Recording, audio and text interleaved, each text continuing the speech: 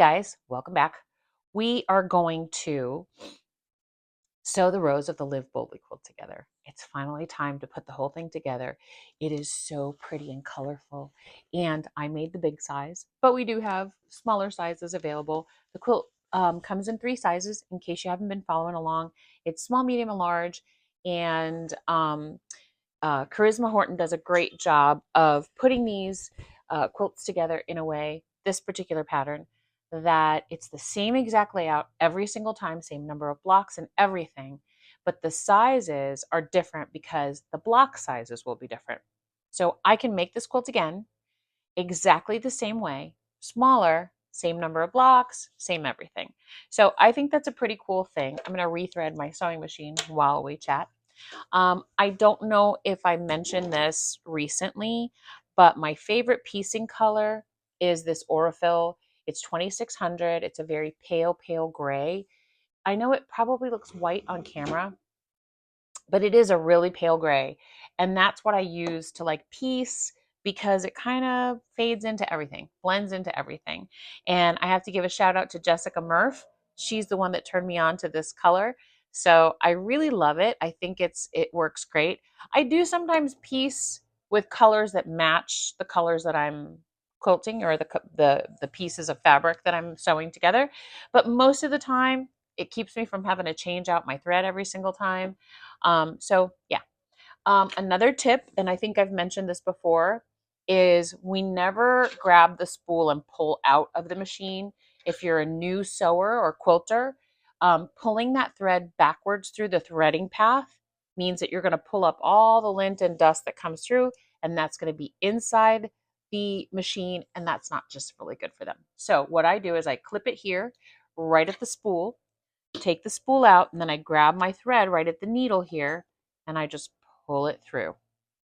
And now I'm ready to rethread my machine.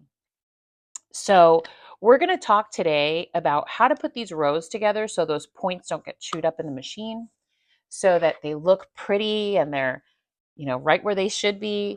And I do want to say that it's okay if they're not perfect, right? We're going to get them as close to perfect as we can. But one of the things that I think quilting has done for me is it has lessened my need to have everything exactly perfect.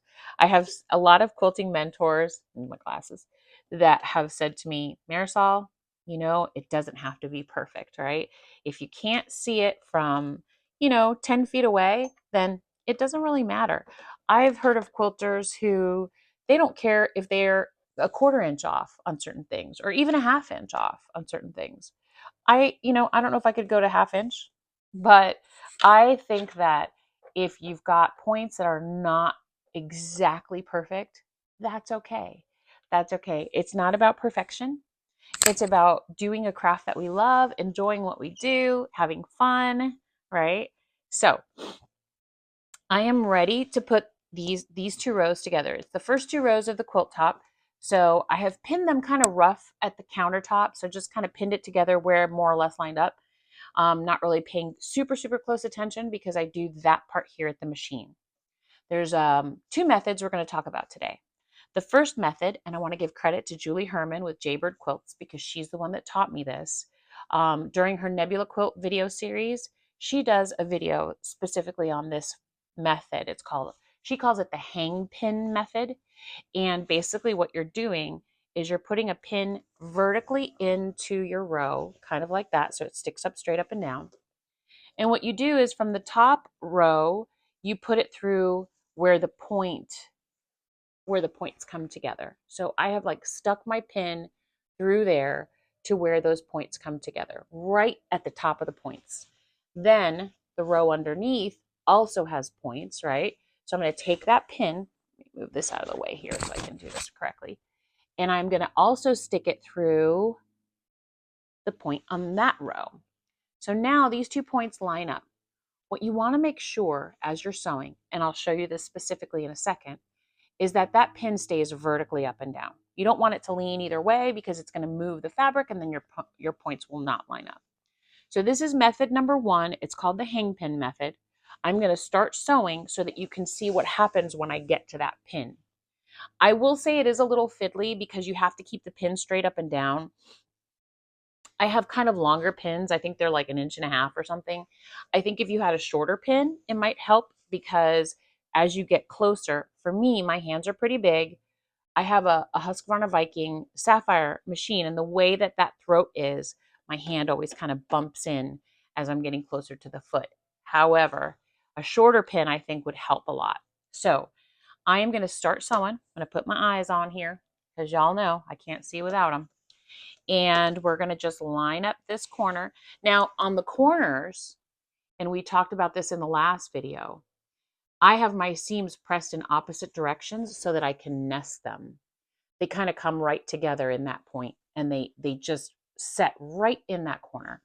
When you have seams nesting right at the corner, it's super important, guys, to sew slow when you're starting, because otherwise it's very possible that your machine will just chew up those points right through, and that's not fun, right? So I'm going to use my leaders and enders. I'm going to start up here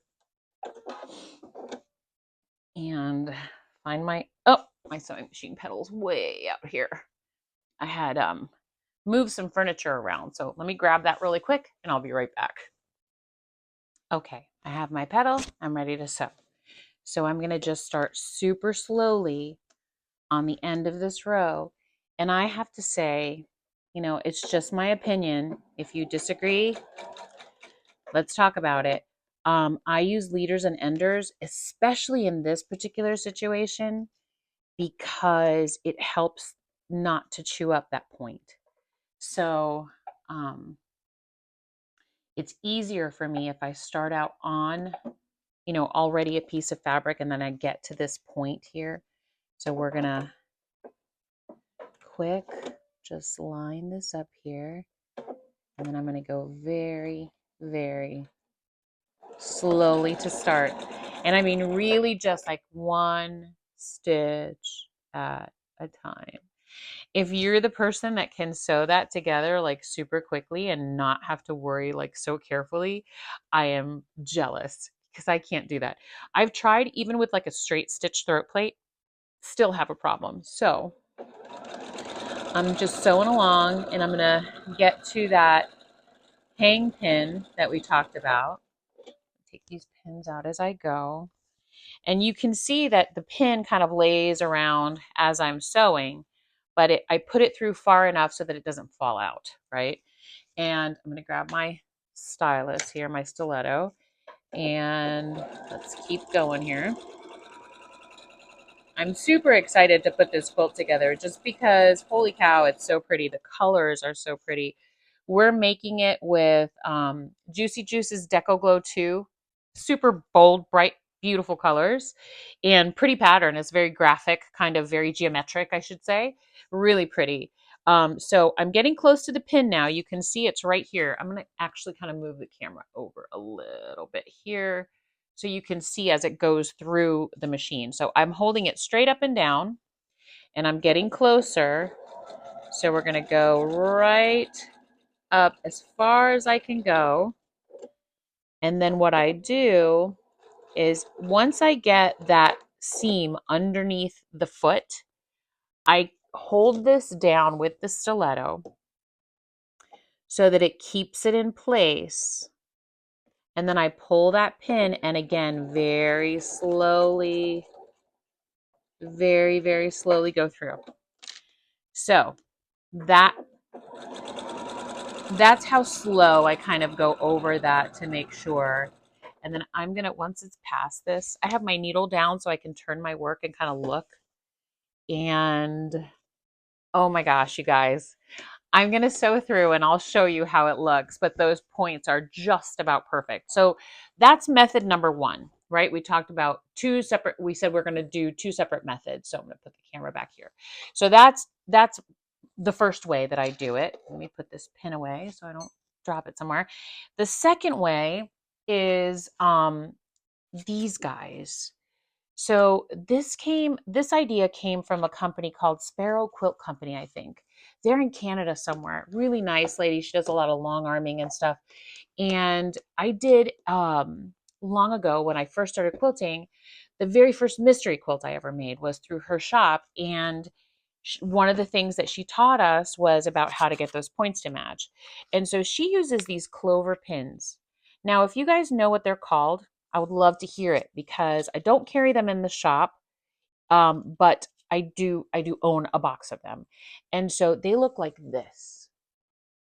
It's two points, like two sharp ends, and then the other side looks like this. So it doesn't actually have a head on it like most pins or needles or pins do. So there's nothing to like grab really. And that's why I think the end is bent that way. So that makes it so you can kind of pull it out. They're super sharp. They do like wiggle. So it'll open up if you're not careful. And so what she recommended was line up those points as carefully as you can. Make sure you have them matching, and then you put one sharp end on one side of the seam and one sharp end on the other side of the seam, and that kind of holds those points together. So we're going to try this method too and see which of those turned out better, and then you guys get to use whatever method works for you. So I'm going to literally take these two pieces of fabric, I'm going to look at those points, match them together, and then I have a seam on this side, a straight seam. So I'm going to grab this pin, if I can grab it now, and I'm just going to put one leg of the pin on one side of the seam, the other leg of the pin on the other side of the seam. They do hold it like super tight, right? They're really, really good at holding things together really well. So I'm going to sew right up to that point. I'll sew through there. Then I'll finish the row off camera and I'll come back and show you what the points look like on each of those two methods. I don't have a favorite method. I use, whatever's convenient in the moment, whatever I have handy. If I don't have my box of pins, the little two-legged pins here, then I'll just use the hang pin method. I think that they both work well. It just depends on you and how careful you are, I think. And then also, guys, if you have a method that you use that works great every time, please share. Like, that's the thing about the quilting community, right? We learn from each other. There's so many tricks and so many tips and so many things that we don't know, and we share. So be sure to share if you've got a method that works for you. So I'm going to sew right through this pin out.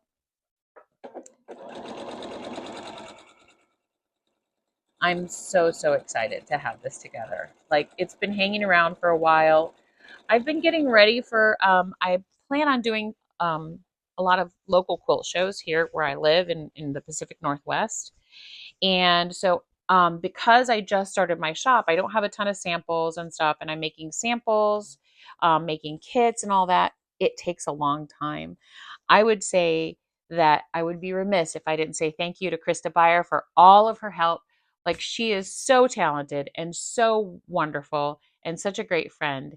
And her company is called Broom Rider Quilting, and they do long arm services for hire. So if you need a long armor, her and her mom have the company together, and they're just genius. They're just wonderful, wonderful people in Spokane, Washington. So keep your eyes peeled for Broom Rider Quilts because we do a lot of stuff together. So we will probably be doing some stuff on video together pretty soon.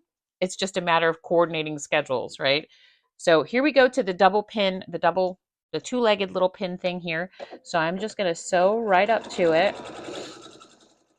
And again, I think the stiletto is like really important no matter which method you use, because I don't like to sew over pins. I remember my grandma used to just sew right over them and pull them out. And I don't, I was young, so I don't remember ever hearing her say that she broke a needle or anything. But it was like the first tip that I ever got when I first bought my first sewing machine was don't ever sew over pins. So I'm terrified to do that. So I'm going to hold it with my stiletto. As I get closer, again, I'm going to slow down because slow and steady wins the race, right? And so as I get there, I will pull the pin back so that it's only stuck on one side. So you know how you pin and then you pin down and then come up? I take the up part out. So it's still in the fabric, but it's kind of pulled away from the needle. And I can see that point seam right there, and I just sew right through it. And then I'll pull my pin out I've got that set it over here. And now I'm going to continue to sew through. Pull this other pin out, line these up, and then I'm going to finish the row because I've got a lot more points to line up. And we'll be back and I'll show you those two methods, how they turned out, and we'll decide which one we like better. Okay, so I'll be right back. Okay, so it just occurred to me that I have a couple different kinds of stilettos that I use, right? So you guys saw me using this one, and this is just a Purple Thing company thing. So it is just like the Purple Thing, it's just teal because soul stitchery. I love teal. And I think I got it like it was a special thing, and they came two in this little felt kind of container. The Purple Thing is purple, and it's exactly identical to this. This was just like a, I don't know, like a specialty issue, a special issue kind of color. But so there's this, it's kind of flexible. See how it's bendy? The point is kind of bendy. What I love about it though is it's super skinny on that side. And so if I'm holding something down, I can almost go right under the foot with it, as long as it doesn't get under the needle. It'll fit right under the foot and it doesn't disturb anything. So that's pretty handy to have something like that. But it is flexible, so you can't really press too hard with it. So that's one kind. But then I have this one. And I bought this way back in the day when I first started quilting. And you can see it's got a metal point to it. There's lots of stilettos. Tula Pink has one that I carry in the shop that's just a long, pointy metal thing. And they look really dangerous, but they're very handy. So this is actually another way to line up your points, right? And I thought about that as I was sewing through, because I reached over to grab it and I was like, that's a great idea to talk about that.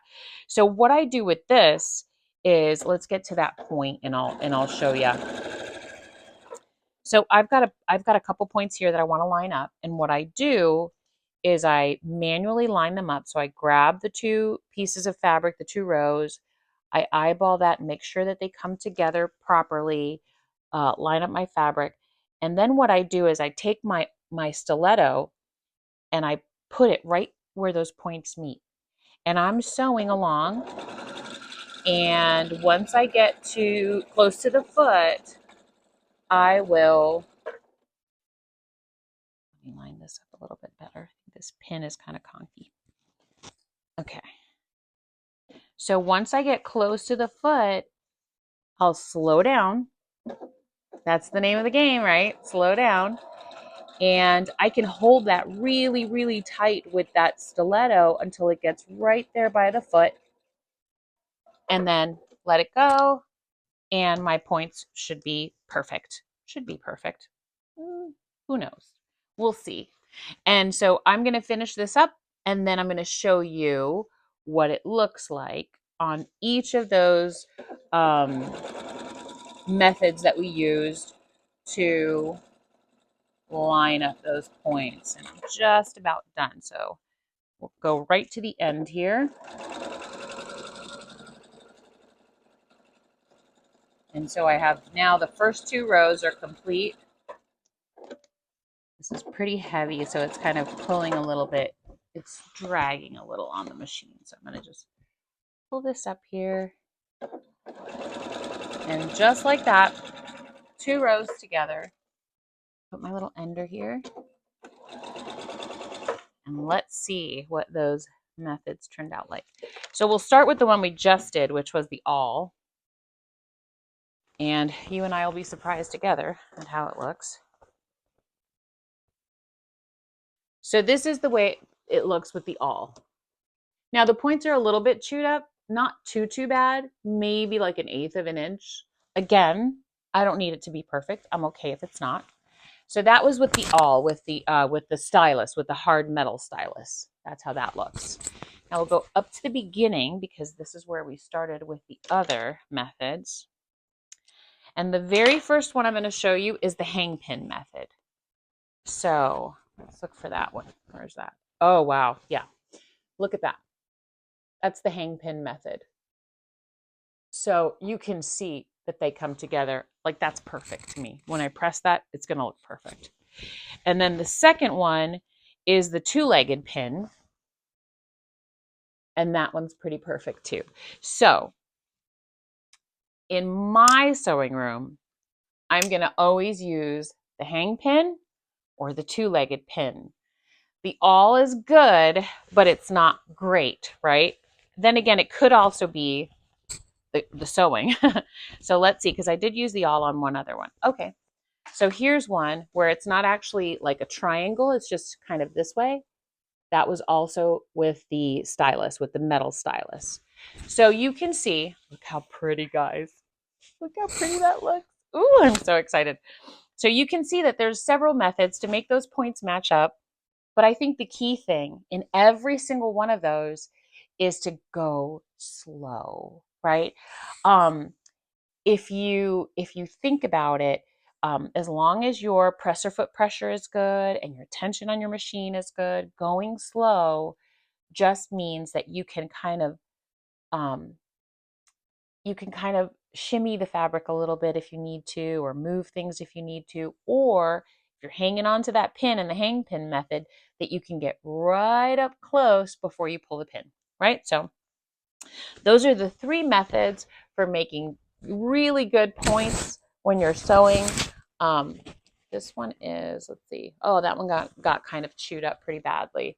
I may take this apart and do it again. So I think this was the awl too. So, or I call it an awl, AWL, but it's a stylus in quilting lingo. And so this point is not to my standards. It's more than just a little bit chewed up. You can see that one's pretty bad. So I'm going to redo that one because I want it to be a little bit better as I can get it. Um, the rest of them look really good. I'm super happy with them. So I'm going to take this apart, re-sew it. I'm going to fast motion sew all the other rows together, and then we're going to have a finished quilt top, and we'll take a look at that. It's going to be really pretty. I'm excited to share it with you.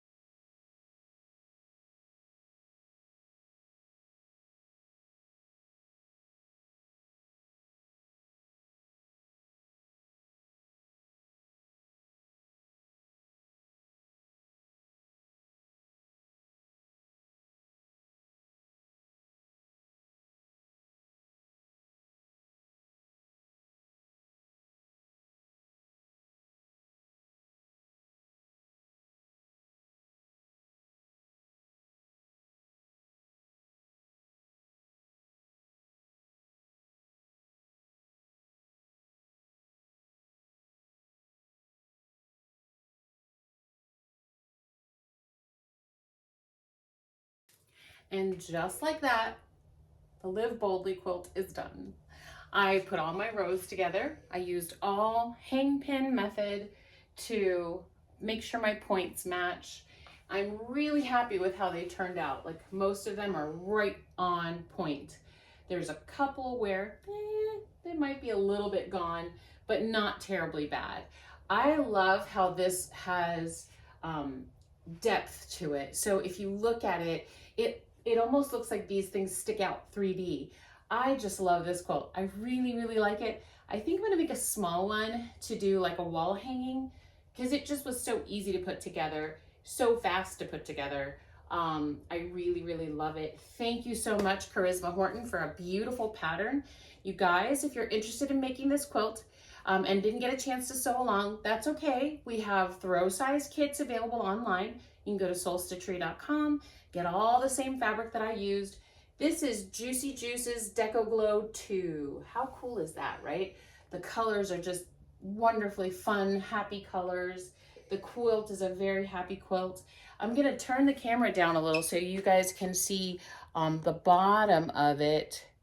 It's kind of, there's a half a star here on the bottom, which, oh, it just makes it, don't you think? Like, it's just such a pretty, pretty quilt. So Thank you so much, guys, for following along. Thanks for, joining Soul Stitchery's crafty crew. Be sure to like and share on YouTube and subscribe so that you get a notification every time I post a new video. And coming up, well, let's see. I am going to try to do something that is not a quilt. So you guys can stay tuned for next week's video. There'll be something fun and interesting coming. We will be, if you are in the Washington state area, we will be at the Yakima Quilt Show on May 17th and 18th. So come check out Soul Stitchery there. And what do you think? I mean, it's really, really pretty. Now the question is, how do I quilt it? What am I going to do? Should I do an edge to edge or maybe a little custom work? I'm not really sure. Time is of the essence for me, so it might just be edge to edge because, hey, I mean, the quilt is so beautiful. There really isn't anything that you could do to make that prettier, don't you think? So thanks again for your support. Thank you guys all over the country. People in Delaware, I just had an order from Delaware. Thank you so much. Hi. And North Carolina too. And I love you guys. I'm here for you guys. Please be sure to post questions and requests if you have something that you want me to make and watch me do. I would love to learn something new right along with you, so be sure to let me know. I check the comments every day and I try to respond as quickly as I can. It's a one-man show, so don't forget that. But thank you guys. Thank you so, so much. Thank you from the bottom of my heart. You really make Soul Stitchery worthwhile. So thanks again, and I'll see you next week.